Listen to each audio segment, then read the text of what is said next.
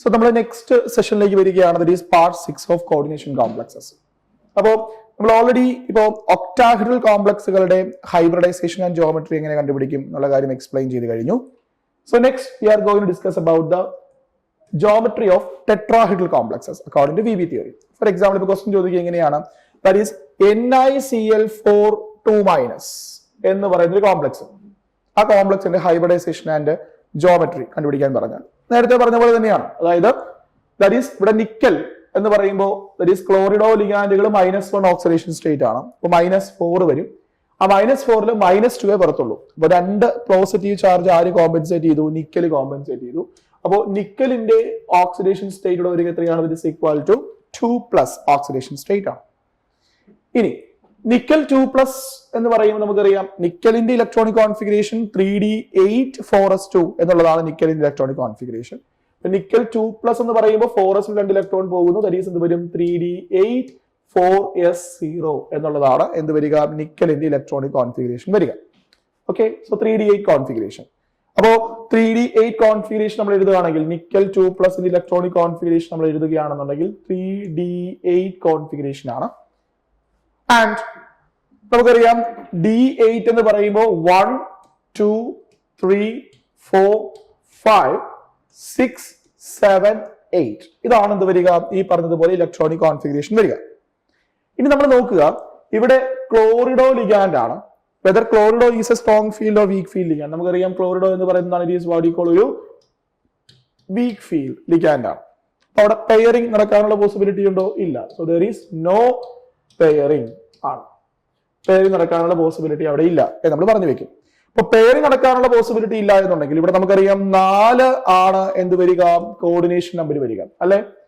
Coordination number 4 ആണെന്നുണ്ടെങ്കിൽ 4 electrons അല്ലെങ്കിൽ 4 vacant orbitals നമുക്ക് ഇവിടെ ആവശ്യമുണ്ട്. സോ ഇവിടെ പെയറിംഗ് നടക്കുന്നില്ല എന്നുള്ളത് കൊണ്ട് എത്ര വേക്കന്റ് ഓർബിറ്റൽസ് ഉണ്ടാവും? ഇത് ഒരു വേക്കന്റ് ഓർബിറ്റൽ ആണ്. That is what you call നമ്മുടെ S ഓർബിറ്റൽ, അതായത് 4s ഓർബിറ്റൽ ഒരു വേക്കന്റ് ഓർബിറ്റൽ ആണ്. അതുപോലെ നമ്മൾ പറയും 4pയിൽ നിന്ന് നമ്മൾ എന്ത് ചെയ്യുന്നു? ഈ പറഞ്ഞതുപോലെ 3 വേക്കന്റ് ഓർബിറ്റൽസിനെ കൂടി ഹൈബ്രിഡൈസേഷനിലേക്ക് ഇൻവോൾവ് ചെയ്യുന്നു. അപ്പൊ അങ്ങനെയാണെങ്കിൽ ഈ പറയുന്ന ഹൈബ്രിഡൈസേഷനിൽ എന്തായിരിക്കും ടോട്ടൽ ഹൈബ്രിഡൈസേഷൻ വരിക? ഒരു S ഓർബിറ്റലും 3 p ഓർബിറ്റലും കൂടി ചേർന്ന് that is what you call sp3 hybridization ആണ് വരിക. And we know that sp3 hybridization ആണെന്നുണ്ടെങ്കിൽ ജോമെട്രി എന്താണ് വരിക? It is what you call tetrahedral geometry ആയിരിക്കും ആർക്കുണ്ടാവുക? ഈ കോംപ്ലക്സിന് ഉണ്ടാവുക. ഓക്കെ, അതായത് നിക്കലിലേക്ക് ഈ പറഞ്ഞതുപോലെ ടെട്രാഹെഡ്രൽ എന്ത് ചെയ്യുന്നു? ഈ പറഞ്ഞതുപോലെ 4 ക്ലോറിഡോ ലിഗാൻഡുകൾ വന്ന് അറ്റാച്ച് ചെയ്യുന്നു. സോ സ്വാഭാവികമായിട്ടും ഇതായിരിക്കും എന്ത് വരിക? ഈ കോംപ്ലക്സിന്റെ സ്ട്രക്ചർ നമുക്ക് പറയാനായിട്ട് പറ്റുക. ഇനി വൺ മോർ തിങ്, ഇവിടെ 2 ഇലക്ട്രോൺസ് അൺപെയർഡ് ആയിട്ട് നിൽക്കുന്നു എന്നുള്ളത് കൊണ്ട് സ്വാഭാവികമായിട്ടും this is what you call എന്തായിരിക്കും? ഈ പറഞ്ഞതുപോലെ ഒരു പാരാമാഗ്നറ്റിക് കോംപ്ലക്സ് ആയിരിക്കും ഉണ്ടാവുക. So this is a paramagnetic complex. ഇതാണ് നമ്മൾ എന്ത് പറഞ്ഞു വെക്കുക? Hybridisation and geometry and magnetic behaviour of nickel tetra chlorido എന്ന് പറയുന്ന കോംപ്ലക്സിന്റെ കേസിൽ. ക്ലിയർ ആണോ ഈ പറഞ്ഞ കാര്യം? ഓക്കെ അല്ലേ? ഇനി നമ്മൾ നെക്സ്റ്റ് പറഞ്ഞു വരിക ആദ്യം അടുത്തൊരു കോംപ്ലക്സിലേക്കാണ്. That is what you call പ്ലാറ്റിനത്തിന്റെ കോംപ്ലക്സിലേക്ക് വരികയാണെങ്കിൽ, അതായത് നിക്കലിൽ നിന്ന് നമ്മൾ പ്ലാറ്റിനത്തിന്റെ കോംപ്ലക്സിലേക്ക് വരുമ്പോൾ ദാറ്റ് ഈസ് PtCl4 2- ഈ ഒരു കോംപ്ലക്സിന്റെ ഹൈബ്രിഡൈസേഷൻ ആൻഡ് ജോമെട്രി ഇതൊരു എക്സെപ്ഷണൽ കേസ് ആണ്. അതായത് VB തിയറി ഉപയോഗിച്ച് നമ്മൾ ആക്ച്വലി എക്സ്പ്ലെയിൻ ചെയ്യുന്നില്ല. നമ്മളിത് എക്സാക്ട്ലി എക്സ്പ്ലെയിൻ ചെയ്യുക നമ്മുടെ ക്രിസ്റ്റൽ ഫീൽഡ് തിയറി ഉപയോഗിച്ചിട്ടാണ്. ഇവിടെ നമ്മൾ പറയും ഇതുപോലെ തന്നെ പ്ലാറ്റിനത്തിന്റെ ഇലക്ട്രോണിക് കോൺഫിഗറേഷൻ എഴുതുകയാണെങ്കിൽ നിക്കൽ പലേഡിയം പ്ലാറ്റിനം എന്ന് പറയുന്നത് 3D സീരീസിലുള്ള എലമെന്റുകളാണ് ഈ നിക്കൽ പലേഡിയം ആൻഡ് പ്ലാറ്റിനം എന്നുള്ളത്. ഓക്കെ, അതായത് 3D സീരീസിൽ 3D അല്ല D8 കോൺഫിഗറേഷൻ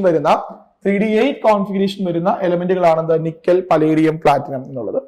അതിൽ നിക്കല് 3D സീരീസ് ആണ്, പലേഡിയം എന്ന് പറഞ്ഞ 4D സീരീസ് ആണ്, ആൻഡ് പ്ലാറ്റിനം എന്ന് പറഞ്ഞ 5D സീരീസ് ആണ്. This is 3D series, this is 4D series, this is 5D series. Okay, ഇവിടുത്തെ എന്താണ് എക്സെപ്ഷൻ എന്ന് ചോദിച്ചു കഴിഞ്ഞാൽ നമ്മൾ നേരത്തെ പറഞ്ഞതുപോലെ തന്നെ ഓക്സിഡേഷൻ സ്റ്റേറ്റ് നമ്മൾ കാൽക്കുലേറ്റ് ചെയ്യുമ്പോൾ പ്ലാറ്റിനം എന്ന് പറയുന്നതിന്റെ ഓക്സിഡേഷൻ സ്റ്റേറ്റ് എത്രയാണ് വരിക? That is what you call 2+ oxidation state ആണ് വരിക അല്ലെ. അപ്പോ 2+ ഓക്സിഡേഷൻ സ്റ്റേറ്റ് എന്ന് പറഞ്ഞാൽ that is what you call 5d8 6s0 എന്നുള്ളതാണ് പ്ലാറ്റിനത്തിന്റെ വാലൻസ് കോൺഫിഗറേഷൻ നമുക്ക് പറയാനായിട്ട് പറ്റുക. ആൻഡ് ഇവിടെ ഈവൻ ദോ ക്ലോറിഡോ എന്ന് പറയുന്നത് ഒരു വീക്ക് ഫീൽഡ് ലിഗാൻഡ് ആണ്. അപ്പൊ നമ്മൾ എക്സ്പെക്ട് ചെയ്യുന്നതാണ് ദർ ഈസ് നോ പെയറിംഗ് എന്നുള്ളതാണ് നമ്മൾ എക്സ്പെക്ട് ചെയ്യുക. പക്ഷെ ഇവിടുത്തെ എക്സെപ്ഷൻ എന്താണെന്ന് ചോദിച്ചു കഴിഞ്ഞാൽ നമ്മൾ ഈ 5D അല്ലെങ്കിൽ 6D സീരീസിലേക്കൊക്കെ വരുമ്പോൾ അവിടെ ഈ പറയുന്ന ഹൈ ന്യൂക്ലിയർ ചാർജ്, അതായത് ഹൈ ന്യൂക്ലിയർ ചാർജ് ആർക്കുണ്ട്?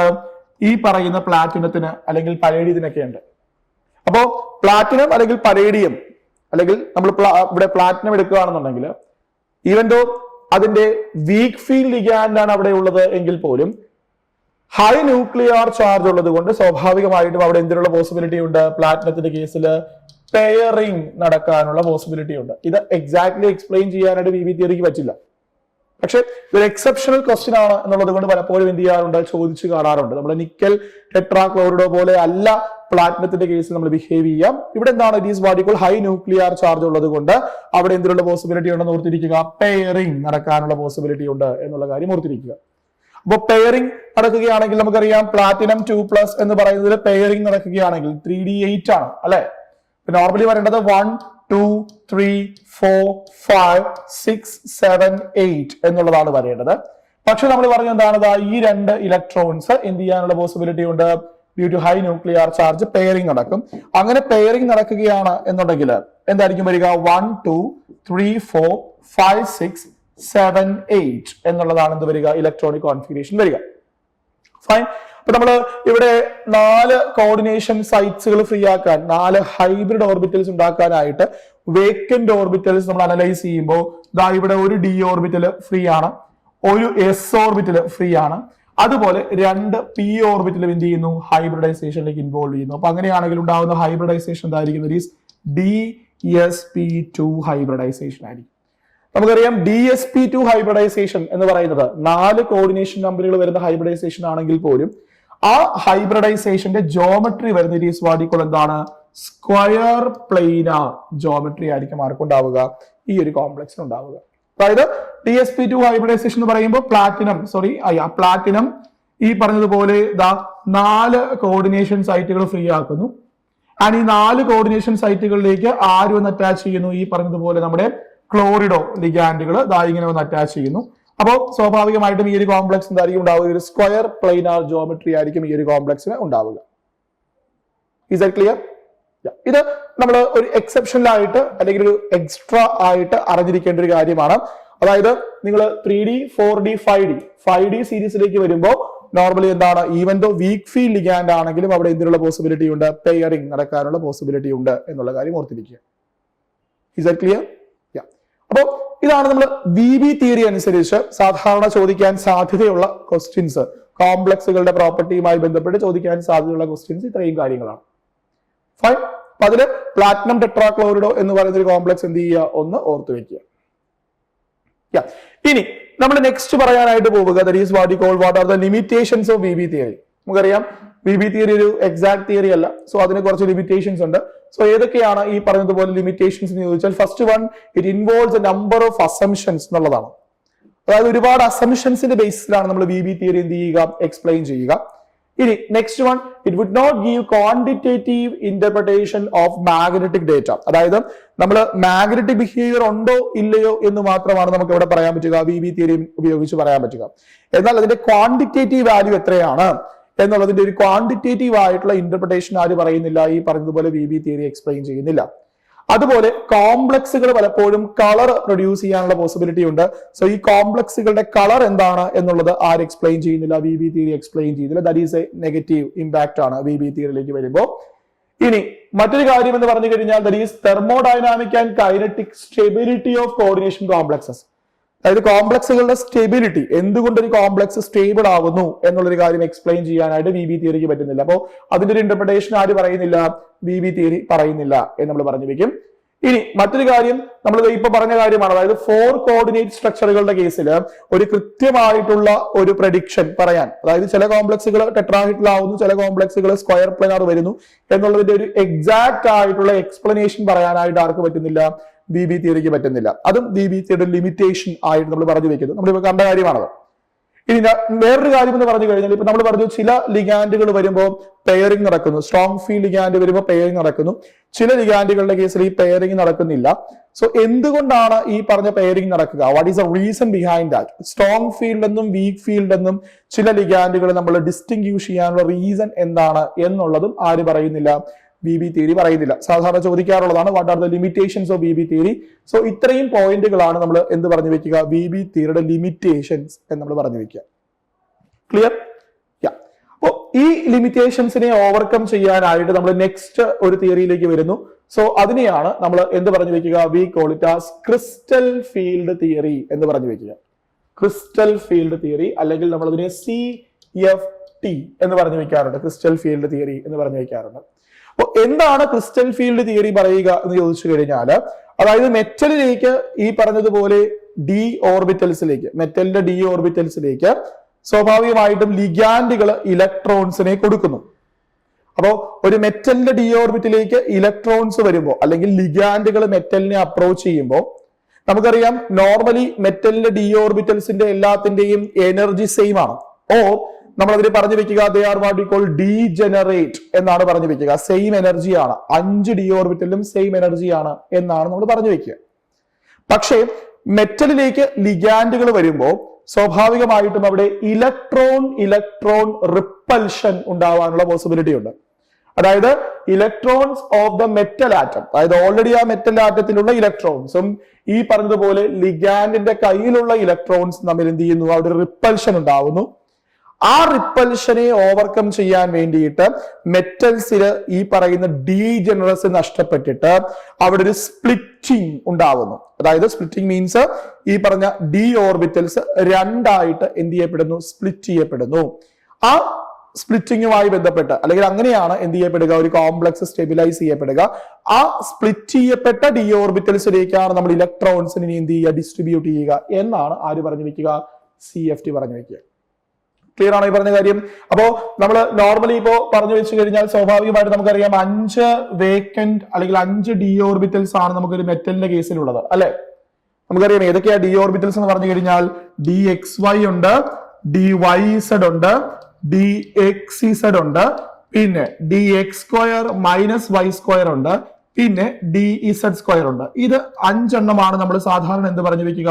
ഒരു മെറ്റലിന്റെ ഡി ഓർബിറ്റൽസ് എന്ന് പറഞ്ഞു വെക്കുക. ഇനി ആ ഡി ഓർബിറ്റലിലേക്ക് നമ്മൾ പറഞ്ഞു ലിഗാൻഡ് വരുമ്പോൾ എന്ത് ചെയ്യുന്നു? അവിടെ ഡീജനറസി നഷ്ടപ്പെടുന്നു. എന്നിട്ട് ഈ പറയുന്ന ഡി ഓർബിറ്റൽസ് എന്ത് ചെയ്യപ്പെടുന്നു? ദേ ഗെറ്റ്സ് ഒരു കൂട്ടം ഡി ഓർബിറ്റൽസിന് എന്ത് ചെയ്യുന്നു? എനർജി സ്റ്റെബിലൈസേഷൻ ഉണ്ടാവുന്നു. ഒരു കൂട്ടം ഡി ഓർബിറ്റൽസിന് എന്ത് ചെയ്യുന്നു? ഡീസ്റ്റെബിലൈസേഷൻ ഉണ്ടാവുന്നു.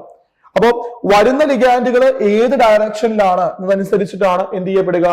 ഈ പറയുന്ന ഡി ഓർബിറ്റൽസിന് ഡീസ്റ്റെബിലൈസേഷനും സ്റ്റെബിലൈസേഷനും ഉണ്ടാവുക. അപ്പോ വരുന്ന ലിഗാൻഡുകൾ ഒക്ടാഹിഡ്രലി ആണ് വരുന്നത് എന്നുണ്ടെങ്കിൽ അവിടെ ഉണ്ടാകുന്ന സ്പ്ലിറ്റിങ്ങിന് നമ്മൾ വിളിക്കുക splitting of d orbitals due to octahedral field എന്നാണ് പറയുക. ഓക്കെ, ഒക്ടാഹിഡ്രൽ ഫീൽഡ് എങ്ങനെയാണെന്ന് ചോദിച്ചു കഴിഞ്ഞാൽ നമ്മൾ പറയും രണ്ട് ഡി ഓർബിറ്റൽസിന്റെ എനർജി എന്ത് ചെയ്യപ്പെടുന്നു? ഡീസ്റ്റെബിലൈസ് ചെയ്യപ്പെടുന്നു, ചില എനർജി കൂടുന്നു. 3 ഡി ഓർബിറ്റൽസ് എന്ത് ചെയ്യപ്പെടുന്നു? സ്റ്റെബിലൈസ് ചെയ്യപ്പെടുന്നു, ചില അതിന്റെ എനർജി എന്ത് ചെയ്യുന്നു? കറസ്പോണ്ടിംഗ്ലി കുറയുന്നു. സോ ഈ ഡീസ്റ്റെബിലൈസ് ചെയ്യപ്പെടുന്ന ഡി ഓർബിറ്റൽസ് ഏതൊക്കെയാണെന്ന് ചോദിച്ചു കഴിഞ്ഞാൽ ഒക്ടാഹിഡ്രൽ ഫീൽഡ് നമ്മൾ പറയും DX² - Y² DZ².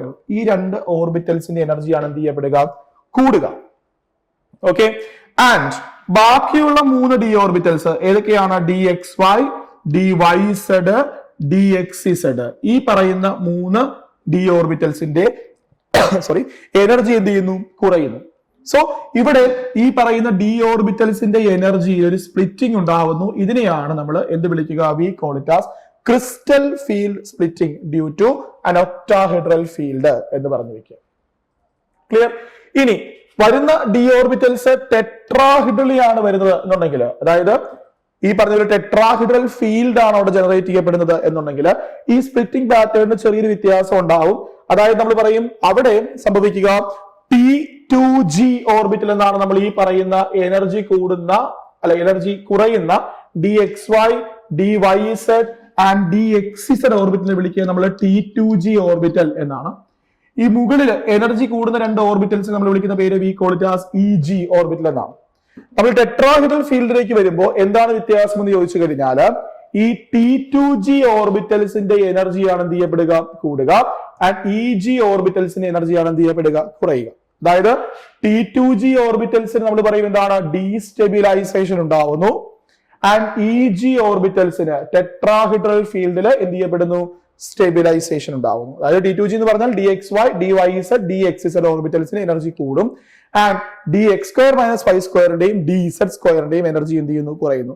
ഇതാണ് നമ്മൾ എന്ത് പറഞ്ഞു വെക്കുക, ഒക്ടാഹെഡ്രൽ ഫീൽഡിലും അതുപോലെ ടെട്രാഹെഡ്രൽ ഫീൽഡിലും ഉണ്ടാകുന്ന സ്പ്ലിറ്റിംഗ് പാറ്റേൺ നമ്മൾ പറഞ്ഞു വെക്കുക. ക്ലിയർ ആണോ ഈ പറഞ്ഞ കാര്യം? ഇതാണ് നമ്മൾ പറഞ്ഞു വെച്ചത്. അതായത് നമുക്കറിയാം ഈ 5 ഓർബിറ്റൽസ് ഉണ്ട്.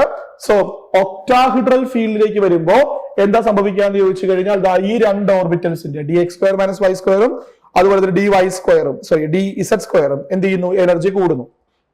Okay. And DXY, DYZ, DXZ ഇവയുടെ എനർജി എന്ത് ചെയ്യുന്നു, കുറയുന്നു. സോ ആ ഒരു എനർജി ഡിഫറൻസിനെയാണ് നമ്മൾ എന്ത് വിളിക്കുക, we call it as delta O എന്ന് പറഞ്ഞു വെക്കുക. Crystal field splitting due to octahedral field. Clear? ഇനി ഈ പറയുന്ന ഓർബിറ്റൽസിലേക്കാണ് നമ്മൾ എന്ത് ചെയ്യുന്നത്, ഇലക്ട്രോൺസ് ഡിസ്ട്രിബ്യൂട്ട് ചെയ്തിട്ട് അതിന്റെ പാരാമീറ്റേഴ്സിനെ കുറിച്ച് നമ്മൾ എക്സ്പ്ലെയിൻ ചെയ്യുക. Is that clear? ഓക്കെ ആണോ? ഇനി നമ്മൾ ടെട്രാഹെഡ്രൽ ഫീൽഡിലേക്ക് വരുമ്പോൾ എന്താണ് വ്യത്യാസം എന്ന് ചോദിച്ചു കഴിഞ്ഞാൽ ടെട്രാഹെഡ്രൽ ഫീൽഡ് എന്ന് പറഞ്ഞാൽ ഇതാണ്. അതായത് ടെട്രാഹെഡ്രലി അലൈൻ ചെയ്യപ്പെടുമ്പോൾ സ്വാഭാവികമായിട്ടും നമ്മുടെ ലിഗാൻഡുകൾ അപ്രോച്ച് ചെയ്യുന്നത് ഏത് ഡയറക്ഷനിലാണെന്ന് ചോദിച്ചു കഴിഞ്ഞാൽ ഇൻ ബിറ്റ്വീൻ ആക്സസിലാണ് എന്ത് ചെയ്യപ്പെടുക, ലിഗാൻഡുകൾ അപ്രോച്ച് ചെയ്യുക. അപ്പോ അങ്ങനെയാണെങ്കിൽ നമ്മൾ പറയുന്നതാണ് ഈ പറയുന്ന T2G ഓർബിറ്റൽസിന്റെ എനർജി എന്ത് ചെയ്യുന്നു, കൂടുന്നു. ആൻഡ് EG ഓർബിറ്റൽസിന്റെ എനർജി എന്ത് ചെയ്യുന്നു, കുറയുന്നു. സോ ഈ ഒരു സ്പ്ലിറ്റിങ്ങിനെയാണ് നമ്മൾ എന്ത് വിളിക്കുക, crystal field splitting due to tetrahedral field എന്ന് പറഞ്ഞു വെക്കുക. ക്ലിയർ? ഓക്കെ ആണോ ഈ പറഞ്ഞ കാര്യം? പ്രശ്നമുണ്ടോ? ഇനി ഇങ്ങനെയുള്ള ഈ ഒരു സ്പ്ലിറ്റിങ്ങിലേക്കാണ് നമ്മൾ ഇനി എന്ത് ചെയ്യുക, ഇലക്ട്രോൺസിനെ ഡിസ്ട്രിബ്യൂട്ട് ചെയ്യുക. ഫൈൻ. അപ്പൊ നമ്മൾ എങ്ങനെയാണ് ഇലക്ട്രോൺസിനെ ഡിസ്ട്രിബ്യൂട്ട് ചെയ്യുക എന്നുള്ളതാണ് നമ്മൾ ഇനി നോക്കുക. അതായത് സേ ഫോർ എക്സാമ്പിൾ ഇപ്പോ നമ്മുടെ കയ്യില് ഒരു D4 സിസ്റ്റം ആണ് എന്ന് വിചാരിക്കുക. അതായത് 4 D ഓർബിറ്റൽസ് നമ്മുടെ കയ്യിലുണ്ട് എന്ന് വിചാരിക്കുക. അപ്പൊ നമ്മൾ ആദ്യം പറഞ്ഞു വയ്ക്കുക, ഇപ്പൊ ഒക്ടാഹെഡ്രൽ ഫീൽഡ് ആണ്, ഇതുപോലെ തന്നെയാണ് ടെട്രാഹെഡ്രൽ ഫീൽഡിലേക്ക് വരിക. അപ്പോൾ നമ്മുടെ കയ്യിൽ ഒരു D4 സിസ്റ്റം ആണ്. അതായത് നമ്മുടെ കയ്യിലുള്ള D ഓർബിറ്റൽസിൽ 4 ഇലക്ട്രോൺസ് വരുന്ന ഒരു സിസ്റ്റം ആണ് നമ്മുടെ കയ്യിലുള്ളത് വിചാരിക്കുക. മെറ്റലിന്റെ D ഓർബിറ്റൽ 4 ഇലക്ട്രോൺസ് ഉണ്ട്. അപ്പോ 4 ഇലക്ട്രോൺസ് ഉണ്ട് എന്നുണ്ടെങ്കിൽ സ്വാഭാവികമായിട്ട് നമുക്കറിയാം ഇവിടെ ലിഗാൻഡുകൾ അപ്രോച്ച് ചെയ്യുമ്പോൾ, അതായത് ഒക്ടാഹെഡ്രലി ലിഗാൻഡുകൾ അപ്രോച്ച് ചെയ്യുകയാണെങ്കിൽ ഇത് ഒക്ടാഹെഡ്രൽ ഫീൽഡ് ആണെന്നുണ്ടെങ്കിൽ ഇവിടെ സ്പ്ലിറ്റിംഗ് ഉണ്ടാവും അല്ലെ. അതായത് നേരത്തെ ഈ പറഞ്ഞതുപോലെ 5 D ഓർബിറ്റൽസ് അലൈൻ ചെയ്തിരുന്നത് എങ്ങനെയായിരുന്നു, സെയിം എനർജിയിലായിരുന്നു, ഡീജനറേറ്റ് ആയിരുന്നു. ആൻഡ് ഒബ്വിയസ്ലി ഇവിടെ ഇപ്പോൾ ഒക്ടാഹെഡ്രൽ ഫീൽഡിൽ ലിഗാൻഡ് വരുമ്പോൾ സ്വാഭാവികമായിട്ടും എന്തിനുള്ള പോസിബിലിറ്റി ഉണ്ട്, T2Gയും EGയുമായിട്ട്, അതായത് EG മുകളിലും T2G താഴെയുമായിട്ട് എന്ത് ചെയ്യുന്നു, ഇലക്ട്രോൺസ് സ്പ്ലിറ്റ് ചെയ്യപ്പെടുന്നു, ഓർബിറ്റൽസ് സ്പ്ലിറ്റ് ചെയ്യപ്പെടുന്നു. ഇനി ആ ഓർബിറ്റൽസിലേക്ക് നമുക്ക് എന്ത് ചെയ്യണം, ഇലക്ട്രോൺസിനെ ഡിസ്ട്രിബ്യൂട്ട് ചെയ്യണം. ഫൈൻ.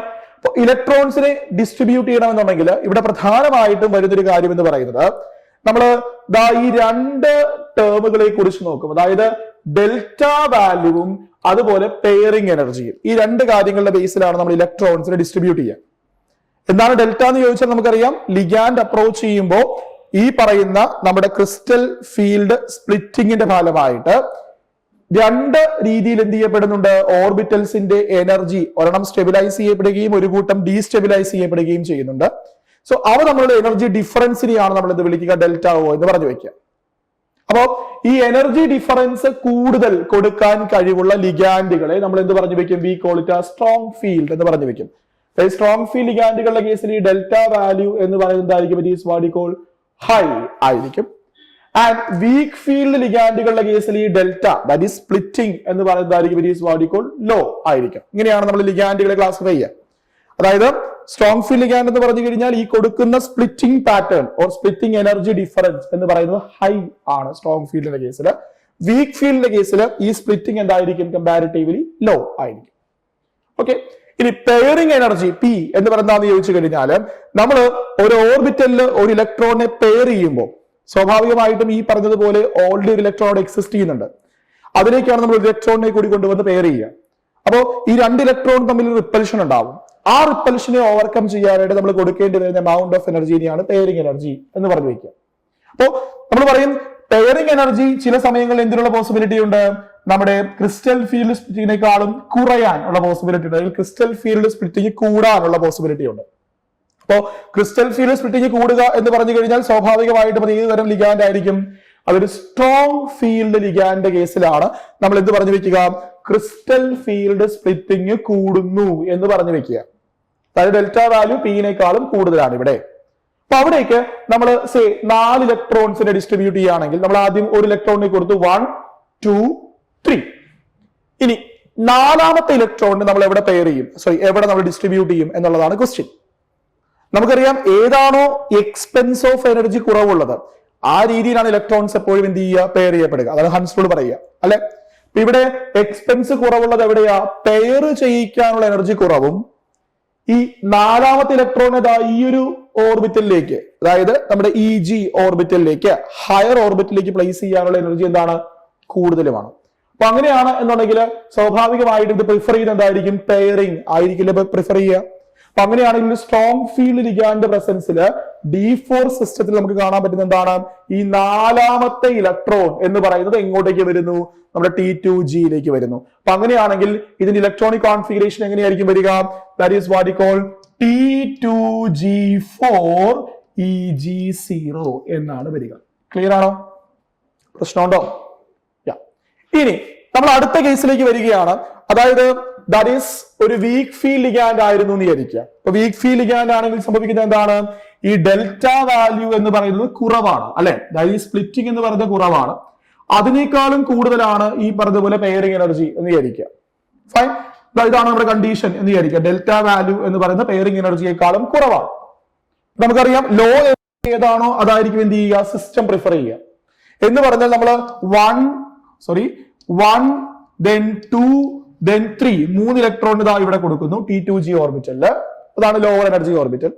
ഇനി 4ാമത്തെ ഇലക്ട്രോണിനെ വേണമെങ്കിൽ എനിക്ക് മുകളിലത്തെ EG ഓർബിറ്റിലേക്ക് പ്ലേസ് ചെയ്യാം, അല്ലെങ്കിൽ ഈ T2G ഓർബിറ്റിൽ പ്ലേസ് ചെയ്യാം. നമുക്കറിയാം ഇവിടെ P എന്ന് പറയുന്നതിനേക്കാളും കുറവാണ് ഡെൽറ്റ എന്ന് പറഞ്ഞാൽ നമുക്ക് 4ാമത്തെ ഇലക്ട്രോണിനെ എവിടെയാണ് പ്ലേസ് ചെയ്യാൻ എളുപ്പം, ഈ പറഞ്ഞതുപോലെ നമ്മുടെ EG ഓർബിറ്റലിലാണ്. അപ്പൊ അങ്ങനെയാണെങ്കിൽ ഇവിടുത്തെ ഇലക്ട്രോണിക് കോൺഫിഗറേഷൻ എന്തായിരിക്കും വരിക, T2G3EG1 എന്നുള്ളതായിരിക്കും വരിക. ക്ലിയർ?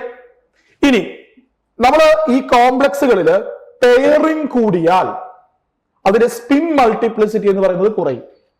അപ്പൊ നോർമലി ഈ പറയുന്നിടത്ത്, അതായത് ഇവിടെ 2 അൺപെയർഡ് ഇലക്ട്രോൺസ് ഉണ്ട് എന്ന് പറഞ്ഞു കഴിഞ്ഞാൽ നമുക്ക് പറയാൻ പറ്റും ഒരെണ്ണം എന്ത് ചെയ്യപ്പെടുന്നു, പെയർ ചെയ്യപ്പെടുന്നു എന്നുള്ളത് കൊണ്ട് നമ്മൾ ഈ കോംപ്ലക്സിനെ വിളിക്കുന്ന പേരെന്താണ്, വി കോൾ ഇറ്റ് ആസ് ഇതൊരു ലോ സ്പിൻ കോംപ്ലക്സ് ആണ് എന്ന് പറഞ്ഞു വെക്കും. കാരണം അവിടെ ഈ പറയുന്ന സ്പിൻ മൾട്ടിപ്ലിസിറ്റി കുറയുന്നു. That's why it is known as low spin complex. ഇവിടെ മോർ അൺപെയർഡ് ഇലക്ട്രോൺസ് ഉണ്ട് അല്ലെ, അതായത് 1 2 3 4 നമ്പർ ഓഫ് അൺപെയർഡ് ഇലക്ട്രോൺസ് ഉണ്ട്. അപ്പൊ അൺപെയർഡ് ഇലക്ട്രോൺസിന്റെ വാല്യൂ കൂടിയാൽ നമ്മൾ പറയും ആ കോംപ്ലക്സിന് എന്ത് പറയാം, we can call it as high spin complex എന്ന് പറയാം. അപ്പൊ this is a high spin complex, this is a low spin complex. Clear? ഇത് നമുക്ക് ഈ പറയുന്ന നമ്മുടെ ക്രിസ്റ്റൽ ഫീൽഡ് തിയറിയുടെ ഒരു സിഗ്മ റൂൾ ആയിട്ട് നമുക്ക് വേണമെങ്കിൽ എന്ത് ചെയ്യാം, പറഞ്ഞു വെക്കാനായിട്ട് പറ്റും. അതായത് സിഗ്മ റൂൾ എന്താണെന്ന് ചോദിച്ചു കഴിഞ്ഞാൽ ഇത്രയേ ഉള്ളൂ. ഈ പറഞ്ഞ എല്ലാ കാര്യങ്ങളും നമ്മൾ ഒറ്റ വാക്കിൽ പറയുകയാണെന്നുണ്ടെങ്കിൽ, നമ്മുടെ കയ്യിൽ ഒരു സ്ട്രോങ് ഫീൽഡ് ലിഗാൻഡ് ആണ് എന്നുണ്ടെങ്കിൽ, സ്ട്രോങ് ഫീൽഡ് മീൻസ് അതിന്റെ ഡെൽറ്റ വാല്യൂ എന്ന് പറയുന്നത് കൂടുതലാണ് എന്തിനേക്കാളും, പെയറിംഗ് എനർജിയേക്കാളും. അപ്പൊ അങ്ങനെയാണെങ്കിൽ സ്വാഭാവികമായിട്ടും ഇലക്ട്രോൺസ് പോകുന്ന എങ്ങോട്ടേക്കായിരിക്കും, ഹയർ എനർജി ലെവലിലേക്കല്ല, ലോവർ എനർജി ലെവലിൽ ഇലക്ട്രോൺസ് പെയർ ചെയ്യപ്പെടാനുള്ള പോസിബിലിറ്റി ഉണ്ട് എന്ന് പറഞ്ഞാൽ അവിടെ നമുക്ക് പറയാൻ പറ്റും എന്താണ്, പെയറിംഗ് നടക്കാനുള്ള പോസിബിലിറ്റി ഉണ്ട് എന്ന് നമ്മൾ പറഞ്ഞു വെക്കും. അങ്ങനെ പെയർ ചെയ്യപ്പെട്ടാൽ കോംപ്ലക്സുകളുടെ സ്പിൻ മൾട്ടിപ്ലിസിറ്റി കുറയും, അല്ലെങ്കിൽ നമ്മൾ പറയും അവിടെ ഉണ്ടാവുക എന്താണ്, ഒരു ലോ സ്പിൻ കോംപ്ലക്സ് ആണ് എന്ന് നമ്മൾ പറഞ്ഞു വെക്കും. ക്ലിയർ ആണോ? ഇനി തിരിച്ച് നമ്മുടെ കയ്യിൽ ഒരു സ്ട്രോങ് ഫീൽഡ് ലിഗാൻഡ് ആയിരുന്നു എന്ന് വിചാരിക്കുക, ഒരു വീക്ക് ഫീൽഡ് ലിഗാൻഡ് ആയിരുന്നു എന്ന് വിചാരിക്കുക. തിരിച്ചാൽ ഒരു വീക്ക് ഫീൽഡ് ലിഗാൻഡ് ആണ് എന്നുണ്ടെങ്കിൽ നമുക്കറിയാം വീക്ക് ഫീൽഡ് ലിഗാൻഡിന് കൊടുക്കാൻ പറ്റുന്ന ഡെൽറ്റ വാല്യൂ ചെറുതാണ് അല്ലെ, ചെറിയ സ്പ്ലിറ്റിംഗ് ആണ് കൊടുക്കാൻ പറ്റുക. സോ പെയറിംഗ് എനർജിയേക്കാളും കുറവായിരിക്കും എന്ത്, ആ വീക്ക് ഫീൽഡ് ലിഗാൻഡ് കൊടുക്കുന്ന ഡെൽറ്റ സ്പ്ലിറ്റിംഗ് എന്ന് പറയുന്നത്. അപ്പൊ അങ്ങനെയാണെങ്കിൽ സ്വാഭാവികമായിട്ടും ഇലക്ട്രോൺസ് എങ്ങോട്ടേക്ക് പോകും, ഹയർ എനർജി ലെവലിലേക്ക് ഇലക്ട്രോൺസ് പോകും, അല്ലെങ്കിൽ എക്സൈറ്റേഷൻ നടക്കാനുള്ള പോസിബിലിറ്റി അവിടെ കൂടുതലാണ്. എക്സൈറ്റേഷൻ നടന്നു കഴിഞ്ഞാൽ മോർ അൺപെയർഡ് ഇലക്ട്രോൺസ് ഉണ്ടാവും എന്ന് പറഞ്ഞാൽ അവിടെ ഉണ്ടാകുന്നത് എന്തായിരിക്കും? It is what you call high spin complex ആയിരിക്കും ഉണ്ടാവുക. സോ ഇതാണ് നമ്മൾ എന്ത് പറഞ്ഞു വെക്കുക? വി കോൾ ഇറ്റ് ആസ് നമ്മുടെ ക്രിസ്റ്റൽ ഫീൽഡ് തിയറിയുടെ ഒരു സിഗ്മ റൂൾ ആയിട്ട് പറഞ്ഞു വെക്കുക. സോ ഇതനുസരിച്ചാണ് നമ്മൾ ഇനി എന്ത് ചെയ്യുന്നത്? ഈ പറയുന്നത് പോലെ കോംപ്ലക്സുകളുടെ ഇലക്ട്രോണിക് കോൺഫിഗറേഷനും അതുമായി ബന്ധപ്പെട്ട കാര്യങ്ങളും നമ്മൾ എക്സ്പ്ലെയിൻ ചെയ്യാം. സോ ഇതാണ് നമ്മൾ ക്രിസ്റ്റൽ ഫീൽഡ് തിയറിയിൽ പറഞ്ഞിരിക്കുന്ന പ്രധാനപ്പെട്ട കാര്യങ്ങൾ. ഇനി നമുക്ക് ഇതിന്റെ കുറച്ച് എക്സാമ്പിൾസ് ഡിസ്കസ് ചെയ്യണം. അത് നമ്മൾ നെക്സ്റ്റ് സെഷനിൽ ഡിസ്കസ് ചെയ്യും.